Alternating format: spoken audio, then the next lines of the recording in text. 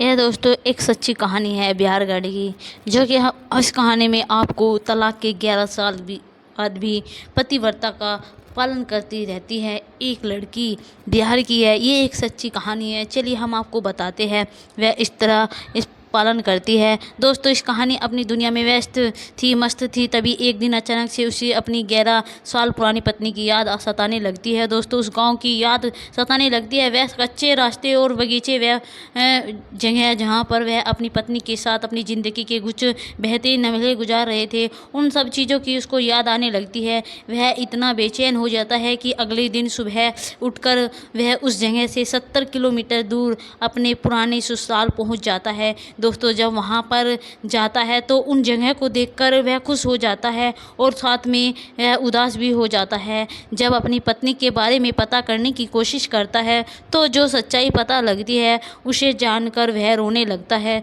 दोस्तों एक सच्चे प्यार करने वालों की दर्द भरी कहानी, आइए जानते हैं पूरी कहानी इस वीडियो में। लेकिन आगे बढ़ने से पहले बस एक रिक्वेस्ट है कि आप वीडियो को लाइक कर दीजिए, चैनल को सब्सक्राइब कर दीजिए ताकि मेरा हौसला और बढ़ जाए। दोस्तों यह वीडियो के बिहार की ज़िले गोपालगंज की उस व्यक्ति का नाम सुरेश होता है। 11-12 साल पहले सुरेश और राधिका की शादी होती है। दोस्तों राधिका एक बहुत ही खूबसूरत लड़की थी, कम उम्र में उसकी शादी हो गई थी। सुरेश और राधिका दोनों बहुत ही प्यार भरा जीवन गुजार रहे थे, बेहतरीन लम्हे गुजार रहे थे। तभी जो सुरेश के परिवार वाले थे वह पति और पत्नी के बीच में दरार डालने की कोशिश करने लगते हैं। उनकी ज़िंदगी में जहर घोलने की कोशिश करते हैं। दोस्तों वह इसमें कामयाब भी हो जाते हैं, क्योंकि सुरेश जो था वह बहुत ही कमाऊ लड़का था और वह कमा कमा कर अपने परिवार में पैसे देता था। और जब राधिका से उसकी शादी होती है तो राधिका ज़्यादातर अपने मायके में ही रहती थी, क्योंकि उसके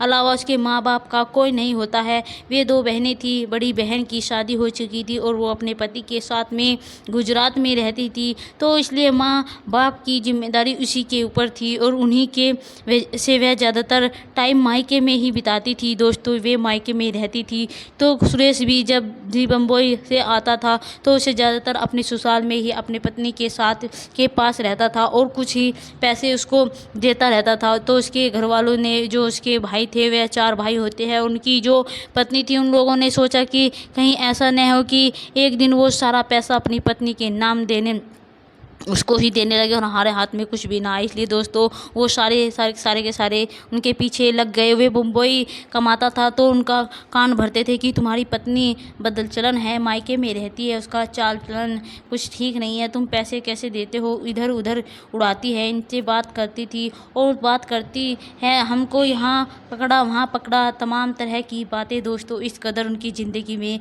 वो लोग जहर घोल देते हैं कि पति पत्नी एक दूसरे का साथ छोड़ देते हैं। राधिका हमेशा के लिए अपने मायके चली जाती है और सुरेश जो था वह अपने भाइयों में, बंधुओं में रह जाता है और लगातार पैसे कमाकर अपने परिवार में देता रहता है। साल में मुश्किल से 15 दिन 20 दिन के लिए अपने गांव आता था, बाकी वे बम्बई में ही रहता था। सेटरिंग का फोरमैन था, अच्छे खासे पैसे कमाता था। लेकिन एक बार मुंबई में ही उसका एक्सीडेंट हो जाता है, उसका पाँव टूट जाता है। वहाँ पर वह उसका इलाज कराता है, प्लास्टर लगवाता है और वह सोचकर घर चला जाता है कि अब मेरे इतने परिवार है, मेरी वहाँ पर देखभाल अच्छी तरह से हो जाएगी। यहाँ पर 2-3 महीने में क्या करूँगा। लेकिन दोस्तों जब सुरेश घर आता है तो 6 महीने रुक जाता है और इन 6 महीनों के अंदर वह पाता है कि ये सारी दुनिया मतलबी है, बस पैसों के साथ ही है, पैसों के अलावा न कोई रिश्ता है और ना ही कोई नाता है। दोस्तों जैसे ही वह घर पे आता है तो उसके घर वाले कहते हैं कि मुंबई से यहाँ क्यों चले आए, वहाँ पर अच्छे हॉस्पिटल है, अच्छी सुविधाएँ हैं, वहीं पर रहते तो अच्छा होता। इस पर जो सुरेश था वह कहने लगता है कि यहाँ हॉस्पिटल की ज़रूरत नहीं है, मैंने प्लास्टर लगवा लिया है, दवाइयाँ ले रखी है, दवा चल रही है, वह बस मुझे आराम की ज़रूरत है, सुबह शाम गर्म और ताज़े पानी की ज़रूरत है, इसके अलावा कुछ नहीं है। तो मैं घर पर ही रहूँगा, परिवार के बीच में रहूँगा, थोड़ा मेरा मन भी बहल जाएगा, इसी बहाने घर पर 2-4 महीने रुक जाऊँगा, रिश्तेदारों की मुलाकात हो जाएगी। और दोस्तों वे सूरज जो अपने घर पर हर महीने 25,000 रुपये कमा कर देता था, जब उसकी कमाई रुक गई तो लोग उसको एक एक चीज़ों के लिए तरसा दिए। तो उसके साथ ऐसा बर्ताव किया जाने लगा कि लोगों ने उसका दिल तोड़ दिया। उसका प्लास्टर कटा ही था, ठीक से चल भी नहीं पा रहा था। तभी उस पर बम्बई जाने के लिए दबाव बनाया जाने लगा कि घर में पैसे की दिक्कत है, यहाँ पर रहकर क्या करोगे, जाओ वहाँ पर पैसे कमाओ तभी घर चलेगा। तो अब यह सब सुनने के बाद और जो उसके साथ बर्ताव किया जा रहा था, इन सब चीज़ों से दुखी हो गए के तंग आके एक दिन वो बोल दिया कि अब मैं एक पैसे तुम लोगों को नहीं दूंगा, तुम लोग अपना देखो, मैं अपना देखूंगा। अपने रिश्तेदारों को बुलाया, घर में बंटवारा कर लिया और अपना हिस्सा लेकर अलग रहने लगा। अब दोस्तों सुरेश कमाता था तो 40 लाख रुपए अपने नाम जमा भी रखे थे। तो उसने एक घर बनवाना शुरू कर दिया। उसके परिवार वालों ने इस पर बाकी विवाद किया कि अलावा भी जो गांव ने तुम्हारा हिस्सा है वह भी बांट दिया गया है, इसके लिए मनवा रहे हैं। अब दोस्तों इन सब चीज़ों से दुखी हो गया। बस एक ही उसे अपनी पत्नी की याद आने लगी। अगले दिन वो मोटरसाइकिल उठाता है, वहाँ से 70 किलोमीटर दूर उसके पत्नी का गांव था, वहां पर जाकर पहुंचता है। तो दोस्तों वह पर जमाना बदल चुका था। एक पुरानी चाय की दुकान थी जहां पर वह पहले बैठकर चाय पीता रहता था। अब बार देखा तो दुकान बंद थी, कई सारे नए दुकानदार खुल चुके थे। वह फिलहाल वहां पर बैठे चाय पिया उन सब जगह को निगाहने लगा जहां पर उसकी एक पत्नी उसको विधवा करने आती थी। जब भी वे ससुराल आता था उसकी पत्नी उसको ज़बरदस्ती रोक लिया करती थी। 2 दिन के लिए आता था, 20 दिन उसे रोक लेती थी। वहाँ पर तक चौराहा तक उसको विदा करने के लिए आती थी। यहीं सब जगह वो निगराने लगा। उसके बाद चाय पीने के बाद सोचता है कि अच्छा चलो अब उसके घर चलकर देखता हूँ। दोस्तों मास्क लगा लेता है और हेलमेट लगा लेता है, बाइक पे बैठता है और बीच गांव में उसके ससुर का घर होता है। जब वहाँ पर जाता है घर के सामने तो देखता है कि उसके सास ससुर दोनों जीवित थे। ससुर जो चारपाई पर बैठे थे और सास जो है वो सरसों के फसल को मसल रही थी, उसमें से सरसों निकाल रही थी। वहाँ पर खड़ा हो जाता है, उसी घर को निहारने लगता है और कोई नहीं दिखता। 5 मिनट बीत जाते हैं, तभी उसकी सास आती है और कहती है भैया किससे मिलना है, किसके घर जाना है। सुरेश कहता है कि कहीं नहीं, बस यूं ही मैं ऐसे ही इसी गांव में जाना है। दोस्तों दरवाजे की तरफ देखता रहता है कि काश राधिका निकल आए या कोई निकल आए, लेकिन वहाँ से कोई नहीं निकलता। वो फिर वापस आता है उसी चौराहे पर, वहाँ पर आधे घंटे बैठता है, इधर उधर निगाह करता है कि काश कोई दिख जाए, लेकिन राधिका नहीं दिखती। उसके बाद वो दुखी मन से अपने घर के लिए रवाना हो जाता है।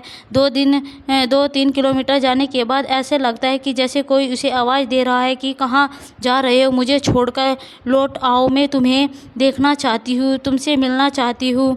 वो 15-20 की स्पीड में बाइक चला रहा था, ऐसे लग रहा था कि ना जाओ। दोस्तों बाइक रोक देता है और सोचता है कि चलो ज़िंदगी में फिर तो इधर कभी नहीं आना नहीं होगा, एक बार फिर लौट कर देखते हैं। और फिर वापस आता है, सोचता है कि चलो उसे पर देख लेता हूँ, जहाँ पर गर्मियों के दिन में पूरा गांव लू से बचने के लिए इकट्ठा हो जाता था। उस बगीचे में वो भी जब जाता है तो वहाँ पर लोग हंसी मजाक किया करते थे। कई बार जब वो ससुराल रहता था तो वहाँ पर राधिका के साथ जाया करता था। दोस्तों पुरखों के बगीचे के से कच्चा रास्ता जाता था जिस पर अब खजूर बीज चुका था। अब जब उसे रास्ता जाता है तो देखता है कि बगीचे के बगल में 8-10 बकरियां चल रही है। एक औरत जो है वह अपनी गोद में बकरी का बच्चा लिए हुए उसको प्यार कर रही थी, दुलार कर रही थी और वह खुश हो जाता है।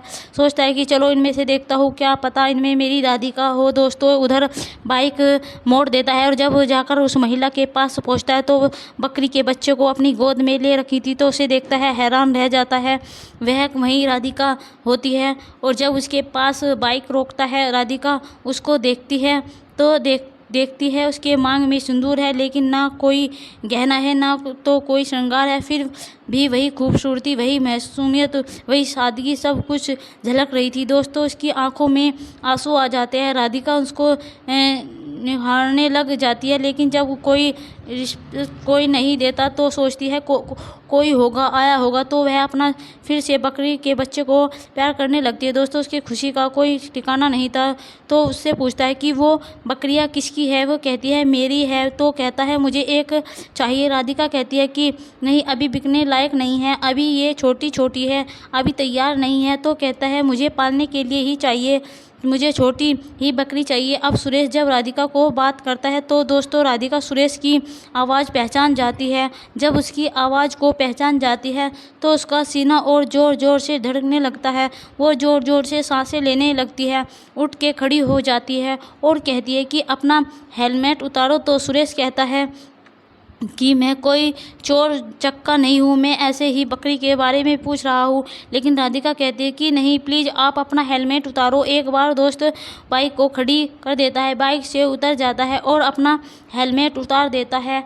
और जैसे ही वह अपना हेलमेट उतारता है, जब उसके चेहरे को देखती है तो दौड़ के उसके सीने से लग जाती है और फूट फूट कर रोने लगती है और सुरेश भी रोने लगता है। राधिका कहती है कि यहाँ पर तुम कैसे आ गए? इतने दिनों तक तुम कहाँ थे? मैं तुम्हारा रास्ता देख रही थी, मेरी आत्मा तुम्हें देखने के लिए तरस गई थी। तुम कहाँ थे? आज भूलकर कैसे इधर आ गए? तो वह दोस्तों वह भी राधिका को देखता रहता है कि इस काश मैं पहले आज भूलकर कैसे इधर आ गए जब कि मैं तुम्हें आना हूँ। तो राधिका कहती है कि झूठ मत बोलो, मेरी जान निकल जाएगी, मैं कुछ कर लूँगी, सच सच बताओ तुम यहाँ पर कैसे आए? इन दिनों बाद सुरेश कहता है, कुछ दिन बाद सुरेश कहता है, मैं सोच रहा हूँ मैं तुम्हें लिवाने आया हूँ, तुमसे मिलने आया हूँ। दोस्तों एक बार फिर उससे अलग होती है, उसका चेहरा निखारता है और एक बार फिर उससे लिपट जाती है। ये मैं जो है दूर से तो औरत देख रही थी, वो भी उसकी तरफ बढ़ती चली जाती है। सुरेश उसको चुप कराता है और बोलता है, चुप रहो, कोई देखेगा तो क्या कहेगा? लेकिन राधिका जो है उसके कुछ समझ में नहीं आ रहा था, उसको देखे के एकदम पागल हो चुकी थी, उसको छोड़ने का नाम ही नहीं ले रही थी। दोस्तों जो औरत होती है उनमें एक राधिका की चाची लगती है, सुरेश को देखते ही पहचान जाती है और बोलती है, क्या भैया कहाँ से आ गए? तुम इतने दिनों तक कहाँ पर थे? आज इधर की कैसे याद आ गई? दोस्तों कहता है कि पहले आप इनको चुप कराओ, फिर मैं बात बताऊंगा। उसकी चाची जो है राधिका को उससे अलग करती है, चुप कराने की कोशिश करती है, लेकिन वह बस रोए ही जा रही थी, उसका हाथ छोड़ ही नहीं रही थी। दोस्तों वे जो है खुद को संभालता है, लेकिन अपने पत्नी का इतना प्यार देखकर वह भी रोने लगता है। तो उसकी चाची जो है दोनों को समझाती है और कहती है, भैया देखो, इतने दिनों तक तुम उसे छोड़ दिए थे, लेकिन आज भी ये देखो, यह तुम्हारे नाम का सिंदूर लगाती है। हम कहते हैं क्यों लगाती हो?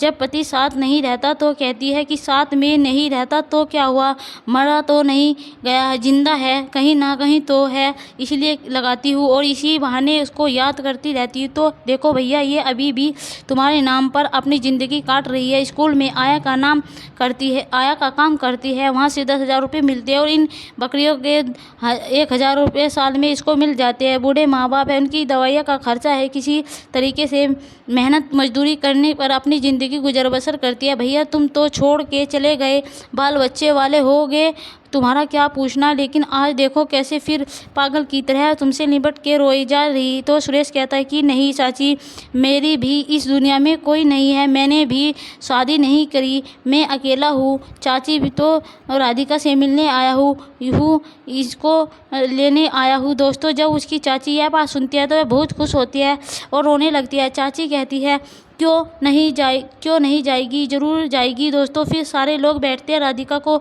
निगाह करके और उसके साथ में भेज देते हैं। कैसे उसके घर वालों ने इन दोनों को की ज़िंदगी में जहर घोल दिया था। और फिर उनकी चाची कहती है कि देखो, ये सब भूल जाओ, जो हुआ अच्छे हुआ, शुरुआत तो करो अब एक नई ज़िंदगी की, अपना घर बसा लो। राधिका कहती है कि मेरी आत्मा इनसे मिलने के लिए तरस रही थी, मैंने इनको देख लिया, मिल लिया, लेकिन मैं अपने माँ बाप को उनके अंतिम दिनों में इस तरीके छोड़कर कहीं नहीं जाऊंगी। सुरेश कहता है कि सिर्फ तुम्हें ही नहीं बल्कि मैं सबको लेकर चलूँगा। मैं घर बनवा रहा हूँ, घर वालों से बिल्कुल अब अलग हो चुका हूँ और अपनी 2 महीने से में घर बन जाएगा और उसके बाद हम सारे लोग साथ में चलेंगे। दोस्तों उसके बाद सुरेश कहता है, अब मैं तुम्हें खोना नहीं चाहता। तो उसके बाद वो घर पे जाता है, वहीं पर रुक जाता है राधिका के पास ही, और एक बार फिर से दोनों की दुनिया बदल जाती है।